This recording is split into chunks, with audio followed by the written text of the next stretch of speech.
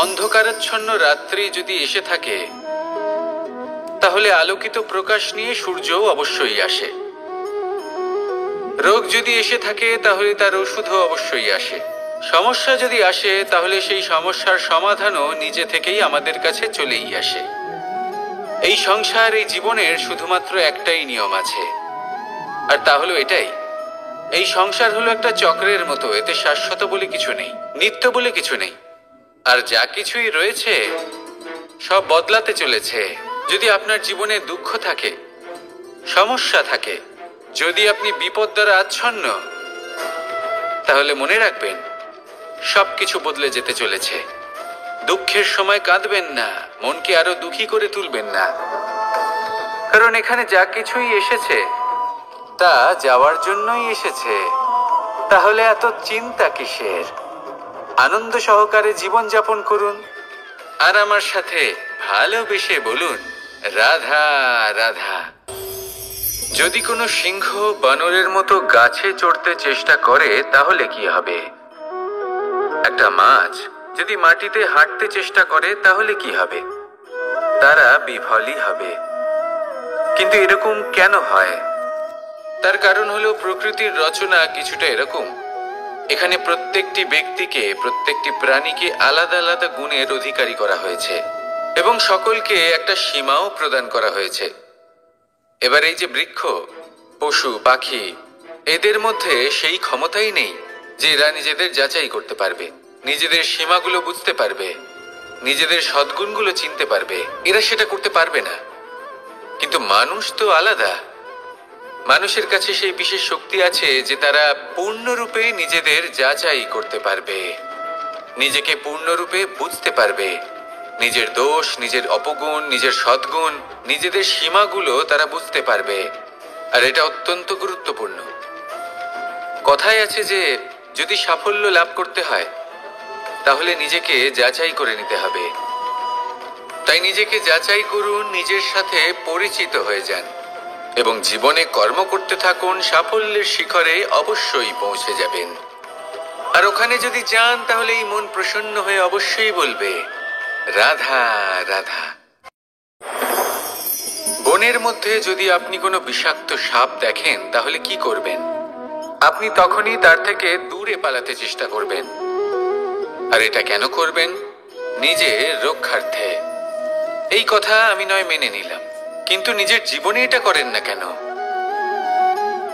আপনি যেখানেই যান, যে স্থানেই যান না কেন, প্রত্যেক সময়, প্রত্যেক মুহূর্তে এমন বিষাক্ত সাপ আপনি অবশ্যই খুঁজে পাবেন।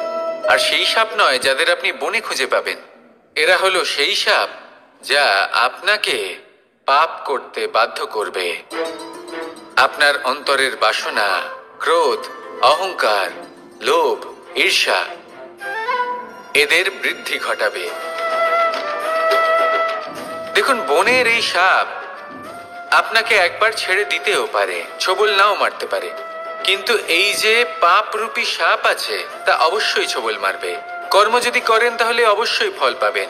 সেই জন্য যখনই কোথাও যাবেন, যদি এমন কাউকে দেখেন, যদি এমন কিছু দেখেন যে আপনাকে পাপ করতে বাধ্য করছে, তাহলে সেই মুহূর্তে সেখান থেকে পালিয়ে যান। যেমন বনের সাপ দেখে আপনি পালাতে থাকেন। সৎকর্মের রক্ষা অত্যন্ত আবশ্যক। আসুন আর আমার সাথে ভালোবেসে বলুন, রাধা রাধা। মনুষ্য জীবনের সব থেকে বেশি গুরুত্বপূর্ণ বিষয় হলো মনের একাগ্রতা। এই সংসারের যে কটি মহান কার্য সম্পাদন হয়েছে, তা হলো মনের এই একাগ্রতার একমাত্র ফল। আপনি অবশ্যই দেখে থাকবেন, অনেক ছোট বড় নদী যা বয়ে চলে, তাদের সামনে একটা বাঁধ নির্মাণ করা হয় সেই সব নদীর জল সঞ্চয় করতে। বাঁধ হয়ে গেলে প্রয়োজন মতো বা মনের ইচ্ছে মতো তাকে ব্যবহার করা সম্ভব। এবার এটাই আমাদের মনের সাথেও সম্ভব। আমাদের মনের একাগ্রতা আজকের দিনে দাঁড়িয়ে বিভিন্ন ধরনের বিকার, ক্রীড়া এবং ভোগের মধ্যে ভাগ হয়ে গেছে। একে একত্রিত করতে হবে, একটা বাঁধ নির্মাণ করতে হবে, কর্মের বাঁধ। আপনাকে শুধু এটাই করতে হবে, যেটা উচিত কর্ম সেটাই করুন, যেটা অনুচিত কর্ম সেটা করা থেকে নিজেকে বিরত রাখুন। ব্যাস। এই কাজটাই আপনি করতে থাকুন, মনের মধ্যে একাগ্রতার বাঁধ নির্মাণ করুন। আর একবার যদি তা নির্মাণ হয়ে যায়, তাহলে যখন চাইবেন, যেখানে চাইবেন, যতটা চাইবেন, একাগ্রতা প্রয়োগ করতে পারবেন। আর একবার যদি আপনি এটা শিখে যান, তাহলে এই সংসারকে বদলে ফেলার মতো কাজ আপনি করতে পারবেন, সমাজকে শোধরাবার মতো কাজ করতে পারবেন। তাহলে এই মনকে একাগ্র করুন আর আমার সাথে ভালোবেসে বলুন, রাধা রাধা। আমরা সবাই ফল খাই, কিন্তু আমাদের সেই ফলই প্রিয় হয় যে পরিপক্ক হয়ে ওঠে, যেটা নম্র হয়, আর যে ফল অনেক বেশি মিষ্টি আর সুস্বাদু হয়ে থাকে, যাদের রঙে বাহার দেখা যায়। সেইভাবে জীবনে আমরা নানান মানুষের সাথে পরিচিত হই, কিন্তু সেই মানুষই আমাদের মন ছুঁয়ে যায় যারা বিনম্র স্বভাবের, যাদের বাণী খুব মধুর, যাদের অন্তরে আত্মবিশ্বাসের একটা তেজ, একটা রং দেখা যায়। এবার এমন ব্যক্তি আমরা কি করে হব? ঠিক সেইভাবেই যেমন একটা ফল রোদ, বর্ষা, শীত, বায়ু এই সকল সংকটময় পরিস্থিতির সম্মুখীন হয়ে পরিপক্ক হয়ে ওঠে, সেইভাবেই মানুষ সংকটময় পরিস্থিতির সম্মুখীন হয়ে পরিপক্ক হয়ে ওঠেন। যদি এই সংকটের সম্মুখীন হন, তাহলে অভিজ্ঞ হবেন, আর এই অভিজ্ঞতাই শিক্ষা দিয়ে যাবে। এই অভিজ্ঞতা আমাদের শিখিয়ে দেয় যে আমাদের বিনম্র থাকতে হবে। অহংকার করে কোনো লাভ নেই। মধুর বাণীর যে কি মূল্য তা আমরা শিখতে পারি। এই অভিজ্ঞতাই আমাদের বুঝিয়ে দেয় যে উচিত অনুচিত কোনটা, আমাদের দৃষ্টিভঙ্গি তৈরি করে, আর এই দৃষ্টিভঙ্গি দ্বারা আত্মবিশ্বাস জাগ্রত হয়। সেই জন্য জীবনে কখনো বিপদ থেকে দূরে পালাবেন না, সেগুলোর সম্মুখীন হন, অভিজ্ঞতা লাভ করুন, তার থেকে শিক্ষা লাভ করুন, এইভাবেই পরিপক্ক হবেন। আসুন আমার সাথে ভালোবেসে বলুন, রাধা রাধা।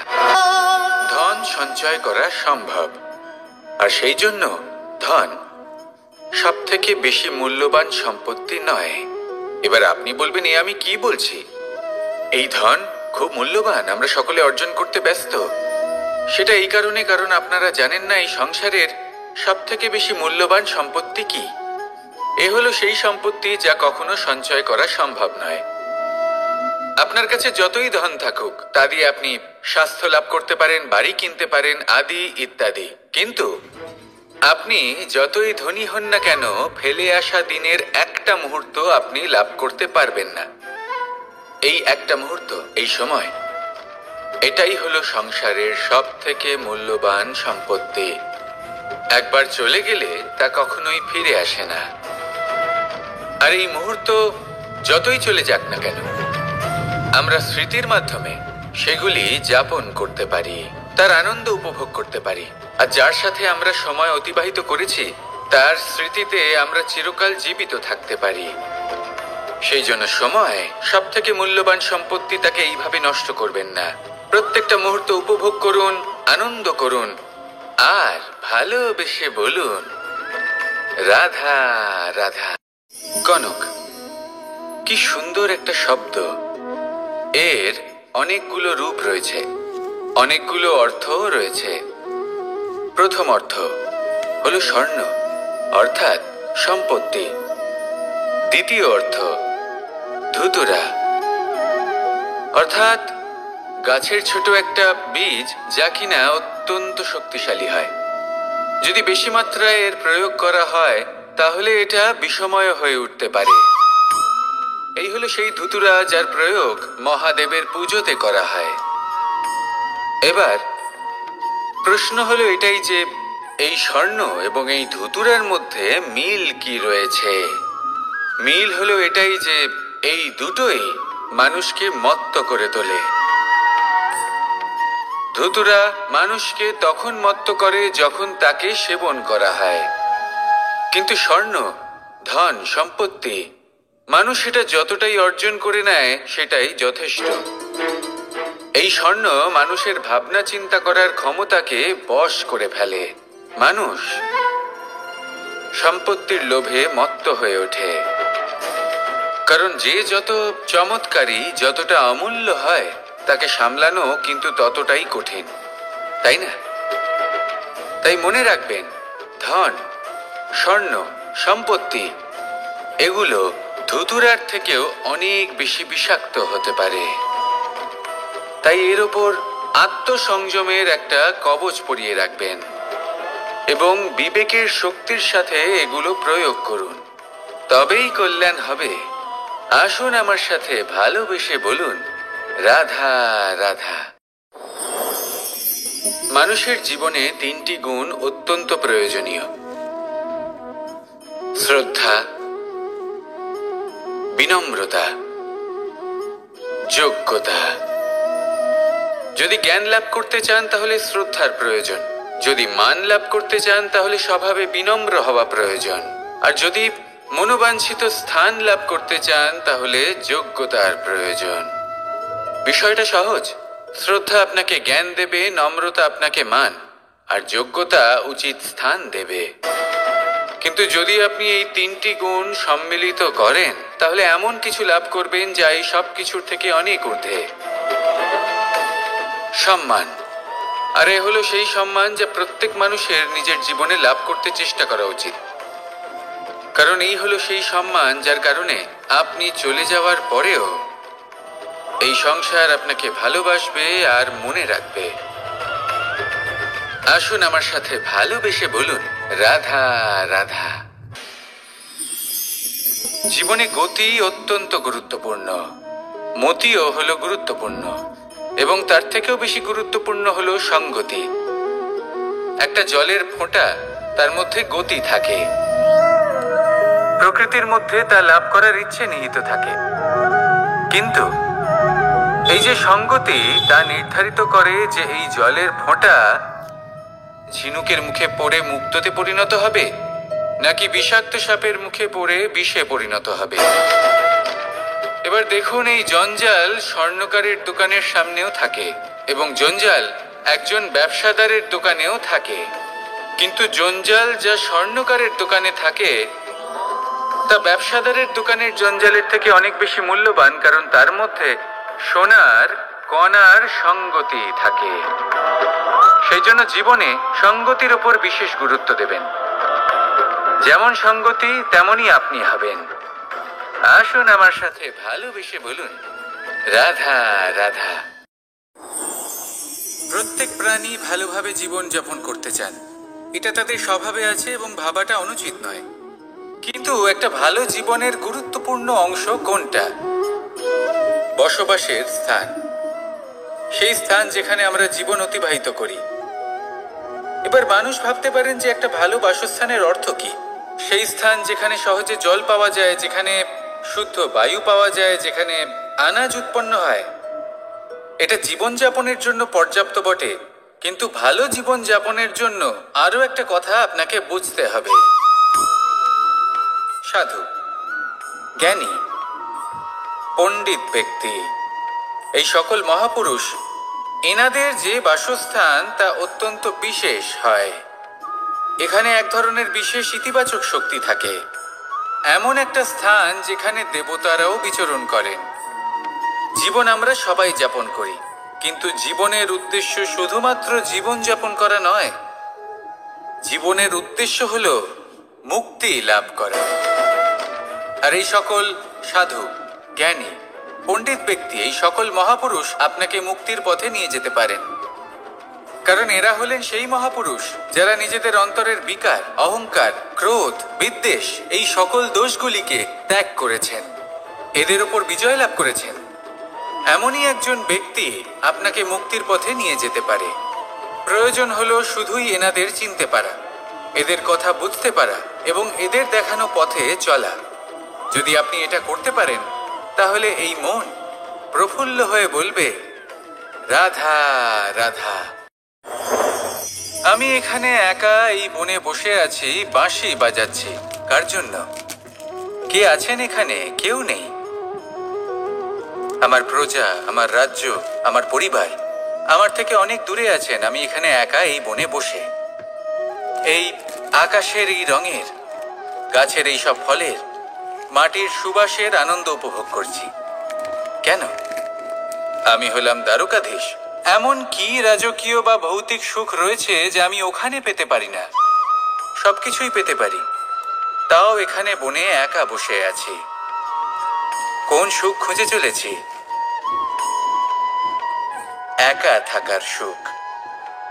আমরা প্রত্যেক দিন অনেক মানুষের সাথে, চিন্তাধারার সাথে, কর্মের সাথে, পরিস্থিতির সাথে, সুখ দুঃখের দ্বারা বেষ্টিত থাকি। জীবনের এই চক্রে আমরা জড়িয়ে পড়তে থাকি। যতই আমরা এই সমস্যার সমাধান করি, আমরা ততই এতে জড়িয়ে পড়ি। আমরা এতটাই জড়িয়ে পড়ি যে যখন আমরা আয়নায় নিজেদের দেখি, তখন আমরা নিজেদের চিনতেই পারি না। এমন মনে হয় যেন আমরা নিজেদের হারিয়ে ফেলেছি। সেই জন্য প্রত্যেক দিন আপনি কিছু সময় নিজের সাথে কাটান একান্তে। এটা অত্যন্ত আবশ্যক। নিজের অস্তিত্বের গভীরে গিয়ে দেখতে শিখুন, নিজেকে বুঝুন। অদ্ভুত শান্তির অনুভূতি হবে। যেমন এই বায়ু, এই বৃক্ষ, এই পুষ্প, এই নিসর্গ, এদের মতো আপনিও কখনো একলা হতে শিখুন। কখনো নিসর্গের একটা অংশ হয়ে দেখুন। এই মন প্রসন্ন হয়ে বলবে, রাধা রাধা। ওমাই কি, আমি কখন থেকে এখানে অপেক্ষা করছি, হাত পেতে দাঁড়িয়ে রয়েছি যাতে একটা ফল আমার হাতে এসে পড়ে এবং সেটা আমি খেতে পারি। কখন থেকে অপেক্ষা করছি, কিন্তু সেটা হচ্ছেই না। এবার আপনি বলবেন যে এসব কি বলছি, এ কি অদ্ভুত কথা বলছি। যদি ফল খেতে হয় তাহলে আমাকে বৃক্ষে চড়তে হবে, ফলের কাছে পৌঁছতে হবে, তবেই তো ফল পাবো। এবারে এটা অত্যন্ত সহজ ব্যাপার, কিন্তু এই বিষয়টা আপনি নিজের জীবনের প্রসঙ্গে ভেবে দেখুন। লক্ষ্য কোথায় আছে আপনি জানেন, সেই লক্ষ্যে পৌঁছানোর পথ কি সেটাও আপনি জানেন, সেই পথে চলার ক্ষমতাও আপনার রয়েছে, কিন্তু তাও আপনি নিজের লক্ষ্য লাভ করতে পারছেন না। কেন? কারণ আপনি অপেক্ষা করছেন যে লক্ষ্য আপনার সামনে চলে আসবে, কিন্তু তা হয় না। লক্ষ্য সে যাই হোক না কেন, ধন হোক, প্রেম হোক, কোনো সম্মান হোক বা মোক্ষ হোক, যদি আপনি তার দিকে অগ্রসর না হন তাহলে ফল প্রাপ্তি অসম্ভব ব্যাপার, তা কোনোদিনই হবে না। সেই জন্য আপনার চোখের সামনে আপনি যদি নিজের লক্ষ্যকে দেখতে পান, তাহলে উঠুন এবং সেই দিকে অগ্রসর হতে শুরু করুন। নিজের অন্তরের সকল অশুভ গুণ দূর করুন, অলসতা ত্যাগ করুন, অজ্ঞানতা ত্যাগ করে দিন এবং চলতে থাকুন। অবশ্যই মনোবাঞ্ছিত ফল লাভ করতে পারবেন। মনে রাখবেন, চলতে থাকলে তবেই লক্ষ্য প্রাপ্তি হবে। অপেক্ষার দ্বারা শুধুমাত্র মৃত্যু লাভ হবে। আসুন আমার সাথে ভালোবেসে বলুন, রাধা রাধা। আমি দ্বারকাধীশ এবং আমার সভাতে বিভিন্ন সময় বিভিন্ন ধরনের মানুষ আসেন, নিজেদের দাবি নিয়ে, নিজেদের ইচ্ছে নিয়ে। কখনো কেউ ভোজন চান, আবার কখনো কেউ ওষুধ, কখনো কেউ বস্তু চান, কেউ আবার চান বস্ত্র। কারোর জ্ঞান চাই, কারোর ধন চাই, আবার কারোর বাসস্থান। অনেক সময় আমি এই অনুরোধ, এই ইচ্ছে পূর্ণ করি না। এবার আপনি এটা ভাবতেই পারেন যে কৃষ্ণ তো তাহলে লোভী, ওর কাছে তো সবকিছুই রয়েছে, তারপরেও সে নিজের প্রজার ইচ্ছে পূর্ণ করে না, তাদের সমস্যাগুলি বুঝতে পারে না, তাদের সুখ স্বাচ্ছন্দ্য প্রদান করে না। আসল সত্য হলো এটাই যে কোনো সবল ব্যক্তি, যে কোনো গৃহস্থ ব্যক্তি যে কাজ করতে সক্ষম, তার পরিশ্রম দ্বারাই নিজের প্রয়োজনগুলি এবং ইচ্ছেগুলি পূরণ করা উচিত। এটা অত্যন্ত প্রয়োজনীয়। আর এগুলো তিনি করতে পারেন শিল্প, ব্যবসা, আচরণ অথবা জ্ঞানের ভিত্তিতে। এই পথে চলতে হবে, পরিশ্রম করতে হবে, তবেই সে কিছু অর্জন করতে পারবে। এবার এমন কোনো ব্যক্তি যার এই সব কিছুতে কোনো রুচি নেই, যে কিছুই করতে চায় না, সে কিছুই অর্জন করতে পারবে না। এবার এরকম কোনো ব্যক্তিকে যদি আমি কোনো বস্তু প্রদান করি, তাহলে কি হবে? সে পরাধীন হয়ে যাবে, আর সেটা উচিত হবে না। তাহলে কি করা উচিত? তাকে পথ দেখানো, তাকে বোঝাতে হবে যে কোন পথে চলে তুমি নিজের লক্ষ্য প্রাপ্ত করতে পারবে। শিল্প, জ্ঞান, আচরণ এবং ব্যবসা, এই পথে কিভাবে চলে সেটা শেখাতে হবে। আর আমি সেটাই করি। তার ফলে কি হয়? ব্যক্তি স্বাধীন হয়ে যায়। সংসারে সে যা চাইবে তাই প্রাপ্ত করতে পারবে, কখনো কারোর থেকে কিছু চাইবার প্রয়োজন পড়বেই না।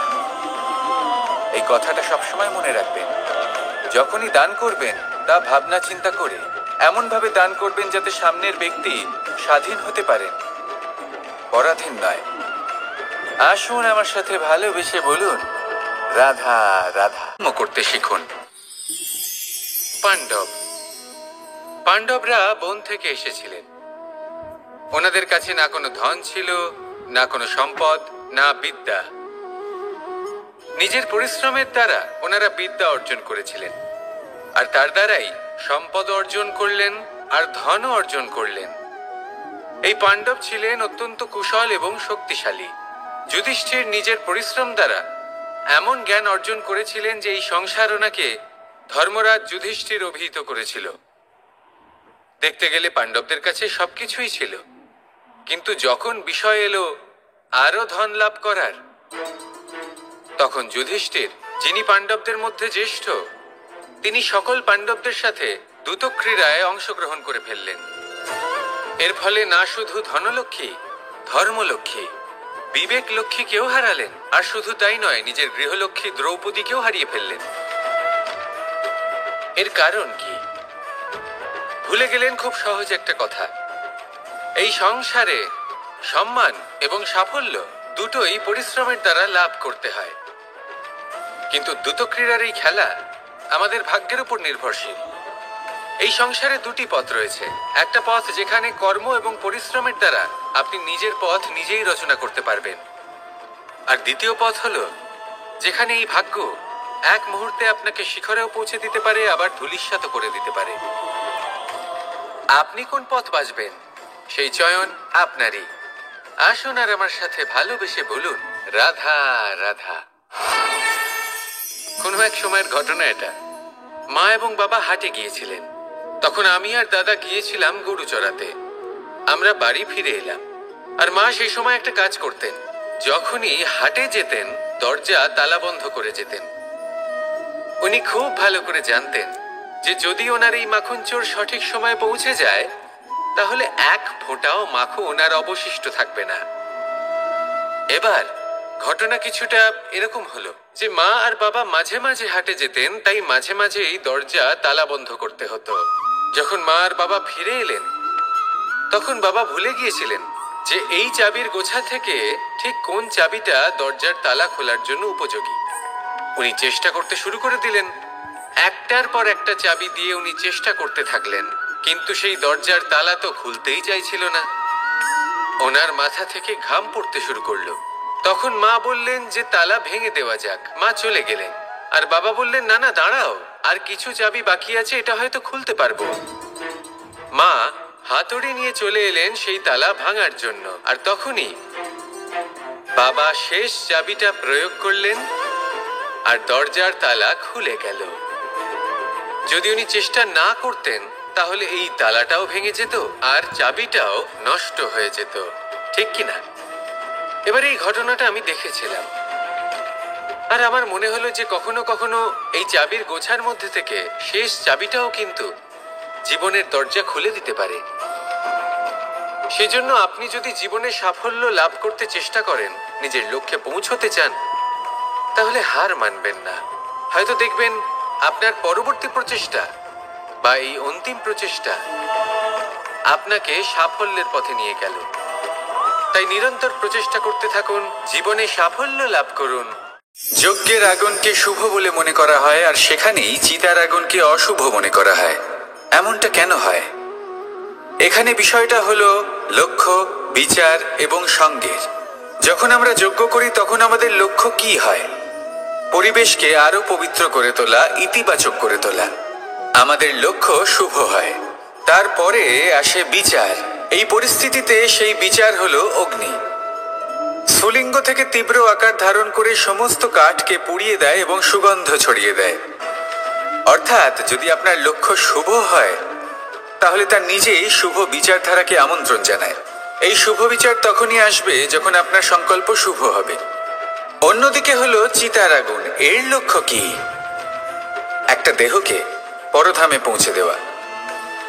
সবার শেষে সবকিছু আপনার উপরে নির্ভরশীল যে আপনি কোনটা চয়ন করতে চান। আপনার লক্ষ্য যদি শুভ হয় তাহলে আপনার বিচার এবং সঙ্গতি আর তার পরিণাম সবই শুভ হবে। আসুন আর আমার সাথে ভালোবেসে বলুন, রাধা রাধা। এই সংসারের প্রত্যেক বস্তুর, প্রত্যেক পরিস্থিতির, প্রত্যেক আবেগের দুটি দিক আছে। এর মধ্যে পার্থক্য করা সম্ভব শুধুমাত্র দৃষ্টিভঙ্গির দ্বারা। যদি কোনো ব্যক্তি পর্বত শিখরে দাঁড়িয়ে থাকেন তাহলে উনি এটাই দেখতে পাবেন যে এই জলের ধারা সমুদ্রের দিকে বয়ে চলেছে। আরেক ব্যক্তি যিনি সমুদ্রের কাছে দাঁড়িয়ে আছেন তার এটাই মনে হবে যে এই জলের ধারা সমুদ্রের দিকে আসছে। এখানে বিষয়টা হলো দৃষ্টিভঙ্গির, আর এটাই সময়ের সাথেও হয়ে থাকে।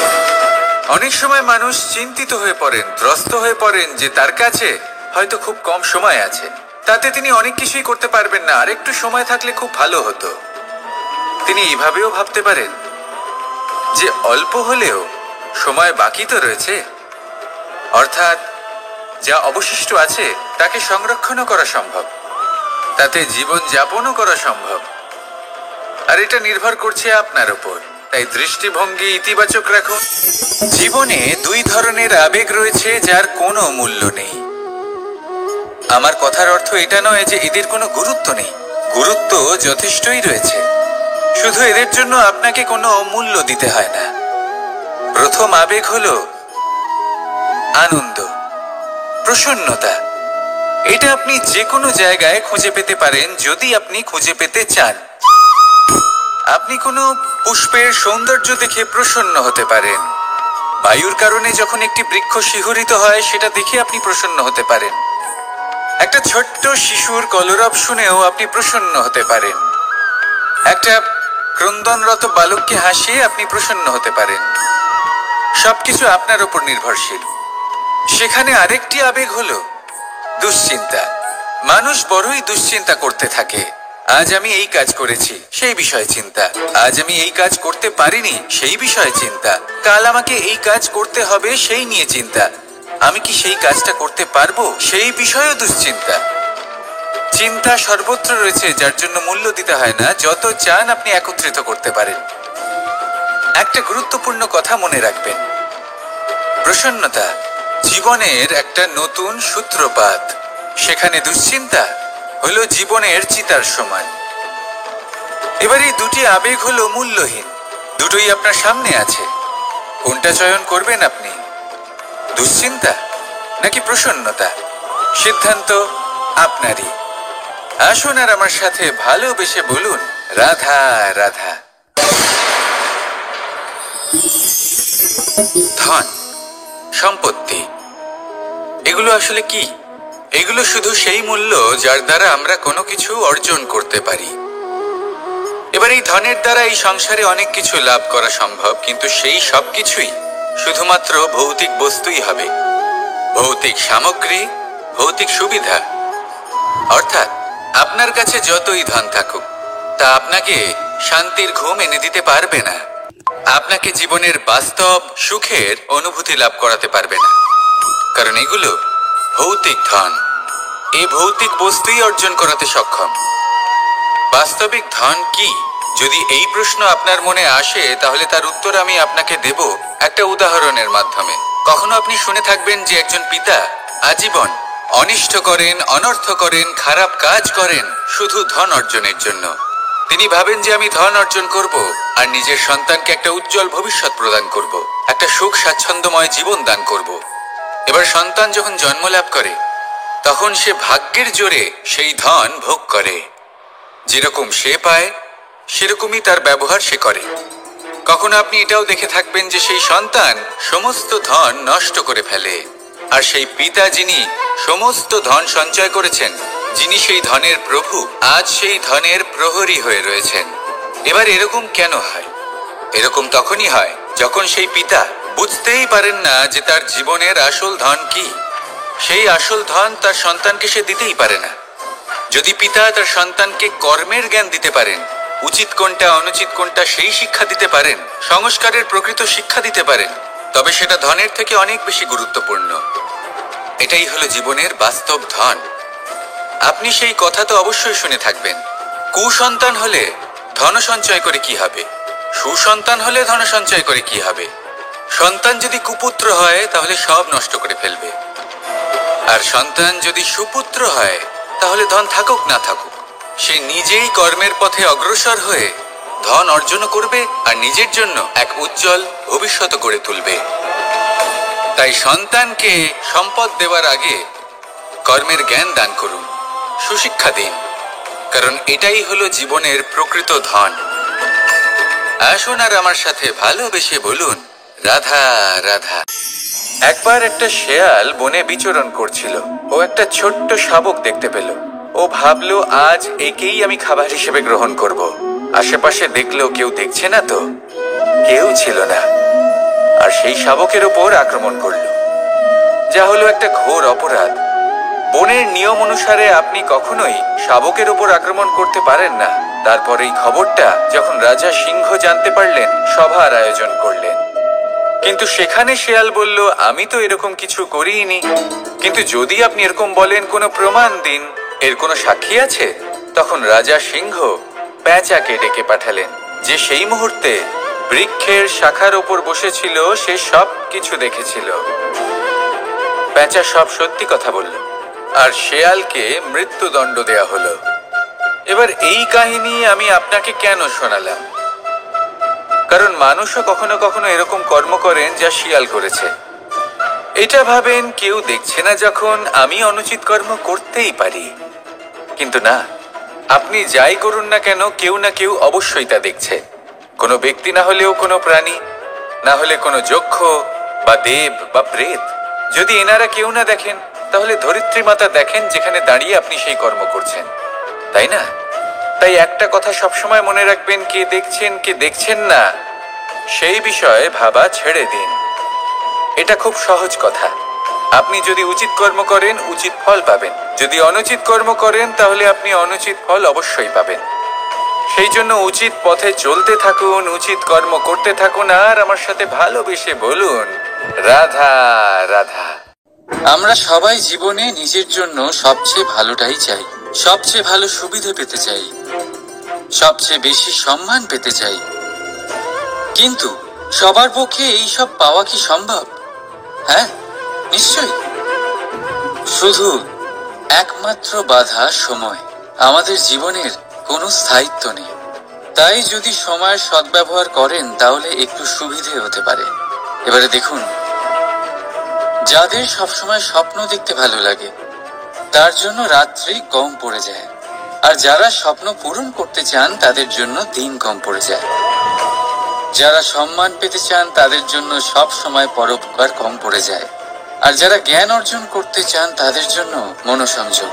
জীবনে যদি নিজের লক্ষ্যে পৌঁছতে চান, তবে সময়ের বিভাজন আপনাকে ঠিক করতেই হবে। মনে রাখবেন, রাধা রাধা। লোকে বলে জীবনে মেলামেশা করা অত্যন্ত আবশ্যক। এতে সম্পর্কের আধারও হয়, আবার ব্যবসাও চলে। কিন্তু সবচেয়ে বেশি গুরুত্বপূর্ণ হলো ব্যবহার। তাই এই বিষয়ে ভাবুন, আপনার জীবনে কে আপনার সাথে মেলামেশা করবে তা নিশ্চিত করে সময়। আপনি আপনার জীবনে কার সাথে মেলামেশা করবেন তা নিশ্চিত করবে আপনার হৃদয়। আপনি যাদের সাথে মিশছেন, তাদের হৃদয়ে আপনি কতক্ষণ থাকবেন তা নিশ্চিত করবে আপনার ব্যবহার। নিজের ব্যবহার ভালো রাখুন, সব ভালোই হবে। রাধা রাধা। এই ফুল দেখতে পাচ্ছেন আপনি? এটা সেই ফুল যার জীবন এই ডালে শুরু হয়েছিল। দর্শকদের চোখে প্রশংসা দেখল সে। মধুর লোভে মৌমাছিরা এলো, আর তারপর ডাল থেকে ভেঙে নিচে পড়ে গেল সে। কেন? নিয়তি এরকম কেন করল? ভাবুন। কারণ এই ডালেই ফুল হয়ে থাকাটা এই ফুলের জীবনের লক্ষ্য কখনোই ছিল না। এবার এই ফুল হয় দেবতাদের সজ্জায় ব্যবহৃত হবে, নয় কোনো কন্যার গয়নায় গাঁথা হবে, আর নয় কারোর প্রেম প্রদর্শনের মাধ্যম হবে। দেখুন, জীবনে নিজের লক্ষ্যে পৌঁছতে হলে যাত্রাকে ভয় পেলে চলবে না। নিজের অস্তিত্ব তৈরি করতে হলে তাদের ছায়া থেকে আপনাদের দূরে যেতেই হবে যারা আপনাকে অস্তিত্ব প্রদান করেছেন। এটাই জীবনের নিরন্তর সত্য। রাধা রাধা। আমাদের সকলের জীবনে কখনো না কখনো পাথর দ্বারা আঘাত লাগেই, আর এই সংসারও আমাদের ওপরে কখনো না কখনো পাথর বর্ষণ করে, কখনো আমাদের খারাপ ভেবে, আর কখনো আমাদের অসফল ভেবে, কখনো আমাদের বুদ্ধিহীন ভেবে। কারণ অনেক আছে, কিন্তু এই পাথর দ্বারা আমরা আঘাত পাবো কি পাবো না তা সম্পূর্ণ আমাদের হাতে। হয় আপনি এই পাথরের আঘাত পেয়ে চোখের জলে ডুবে থাকতে পারেন, আর নয়তো যদি আপনি চান তাহলে এই পাথর দিয়ে সেতু বানিয়ে সকল সমস্যার সাগর অতিক্রম করতে পারেন। সিদ্ধান্ত আপনার। এই পাথর এ হলো প্রতীক আমাদের নিন্দার, আমাদের আলোচনার। যে এই আলোচনা নাকারাত্মকভাবে দেখবে সে শুধুমাত্র কষ্টই পাবে, আর যে এই আলোচনাকে নিজের বিকাশের আধার বানাবে সেই সাফল্যের চূড়ায় পৌঁছবে। তাই মনে রাখবেন, আলোচনা আপনার শত্রু নয়, আপনার সবচেয়ে বড় মিত্র। রাধা রাধা। মিষ্টি জল সবার পছন্দ, কিন্তু নোনতা জল কেউ পছন্দ করে না। এইবার ভাবার বিষয় হলো মুক্তো, যা সমুদ্রের গহ্বরেই তৈরি হয়। নোনতা জলের মধ্যে থেকেই প্রতি মুহূর্তে অন্য প্রাণীদের থেকে বেঁচে নিজের অস্তিত্বকে বাজি রেখে ঝিনুক মুক্ত প্রদান করে থাকে। কখনো ভেবেছেন কেন? কারণ সংকটের সম্মুখীন না হয়ে, চরম পরিস্থিতির সাথে না জড়িয়ে আপনার কখনোই সুখ প্রাপ্তি হবে না। তাই নির্ভীক হয়ে সংকটের সম্মুখীন হন, আর আমার সাথে ভালোবেসে বলুন, রাধা রাধা। আমরা সকলেই সময়ের গুরুত্ব বুঝি। সময় আমাদের তৈরি করে, আর সময়ই আমাদের নষ্ট করে দেয়। কখনো ভালো সময় আসে, আর কখনো ভীষণ খারাপ সময় আসে। তবে আশ্চর্যের বিষয় এটাই যে সব জেনেও আমরা সময় নষ্ট করি। মনে রাখবেন, সময় শুধু বয়ে যায়, কখনো ফিরে আসে না। তাই ভালো সময় আসার অপেক্ষায় সময় নষ্ট করবেন না। যাই করবেন আজ, এক্ষুনি, এই মুহূর্তে শুরু করুন। তা সেটা কাউকে আনন্দ দেওয়াই হোক, বা নিজেকে বদলানোর চেষ্টা করা হোক, যাই হোক না কেন, বিলম্ব করবেন না। কারণ সময় শুধুমাত্র তাকেই সঙ্গ দেয় যে সর্বদা সময়কে সম্মান করে। রাধা রাধা। কোথায় আছে সবকিছু সীমা থাকে, মুশকিলের, কষ্টের, সংকটের, অন্ধকারের। যার কোনো সীমা নেই তা হলো কেবলমাত্র কঠোর পরিশ্রমের। আপনি নিশ্চয়ই দেখেছেন, রাত্রি যতই অন্ধকারময় হোক, তারারা পরিশ্রম করে তার সাথে লড়তে থাকে, আর অবশেষে সকাল হয়েই যায়। ঝড়ে পাখিদের বাসা ছিন্ন বিচ্ছিন্ন হয়ে যায়, কিন্তু পাখিরা নিজের পরিশ্রম দ্বারা তা আবার বানিয়ে নেয়। কারণ যা সীমিত তাকে অসীমের কাছে হারতে হয়, আর পরিশ্রম অসীম। রাধা রাধা। প্রবাহিত নদী কত সুন্দর হয়, বলিষ্ঠ হয়। যেদিক দিয়ে বয়ে যায় সেখানে এক নতুন জীবন প্রদান করে, ধরণীকে উর্বর করে, আকাল দূরে রাখে। আর হয়তো এই জন্যই নদীকে মায়ের মতো পুজো করা হয়। কিন্তু আপনি কি কখনো ভেবে দেখেছেন যে নদীর জন্ম কি করে হয়? এ কি শুরু থেকেই এমন বিশাল আর খরস্রোতা হয়? না, বৃষ্টির ছোট ছোট ফোঁটা একসাথে সম্মিলিত হয়ে এক সূক্ষ্ম ধারা তৈরি করে, আর সেই ধারাগুলি পর্বতের বরফ কেটে তাদেরকে গলিয়ে জলপ্রপাত হয়ে ঝরে পড়ে পাথরের সাথে ধাক্কা খেয়ে তারপরেই সে নদী হয়ে ওঠে। ঠিক সেইভাবেই এত সহজে কেউ মহান হয়ে ওঠে না। ছোট ছোট চেষ্টা মিলে এক বিশাল ব্যক্তিত্ব তৈরি করে। তাই জীবনে সর্বদাই চেষ্টা করতে থাকুন। অস্তিত্ব নিজে থেকেই প্রকাশ পাবে। রাধা রাধা। কখনো কখনো আমরা নিজের মা বাবার ওপর কতটা রেগে যাই, মনে করি ওনাদের মন আমাদের দিকেই নেই। আমরা ভাবি ওনাদের কাছে আমাদের কোনো অস্তিত্বই নেই, আর তাই আমরা রেগে যাই। কিন্তু আপনি কি কখনো এমন অনুভব করেছেন যে আমাদের চোখ দিয়ে আমরা আমাদের নাক কখনো দেখতেই পাই না, কারণ তা চোখের ভীষণই কাছে থাকে, দুই চোখের মাঝখানে। কিন্তু যখন কেউ মুখে আঘাত করে, হাত সর্বপ্রথম নাককেই সুরক্ষিত করার চেষ্টা করে। মাতা পিতাও অনেকটা এরকমই হয়। আপনার ভালোর জন্য, আপনার সুরক্ষার জন্য তারা সবসময় তৈরি। তাই তাদের প্রেমকে কখনো সন্দেহ করবেন না। আবশ্যক নয় তাদের প্রেম আপনি সবসময় স্পষ্টভাবে দেখতে পাবেন, কারণ এই এক এমন প্রেম যা সর্বদাই আপনার সাথে ঢাল হয়ে আপনার রক্ষা করতে থাকবে। রাধা রাধা। বাবুল গাছ কত বিশাল আকার হয়, পিপুল গাছও বিশাল আকার হয়। কিন্তু আপনি কি কখনো ভেবে দেখেছেন যে কেন বাবুল গাছ কেটে তা ব্যবহার করা হয়, আর কেনই বা পিপুল গাছকে পুজো করা হয়? এই জন্যই, কারণ পিপুল গাছ তার নিচে বসে থাকা পথিককে ছায়া প্রদান করে, নিজের ডালে অসংখ্য পাখিদের আশ্রয় দিয়ে থাকে, কাউকে কাঁটা ফুটিয়ে দূরে সরায় না, বরং তাকে শীতল ছায়া দিয়ে তার ক্লান্তি দূর করে। এই সংসারে যদি আপনি সম্মান পেতে চান, তবে পিপুল গাছের মতোই হতে হবে। কিছু দিতে শিখুন, আনন্দ, সুখ, শীতলতা দান করতে শিখুন। আর কাঁটার মতন কাউকে কখনো কষ্ট দেবেন না। সম্মান স্বয়ং হেঁটে আপনার কাছে আসবে। আর মন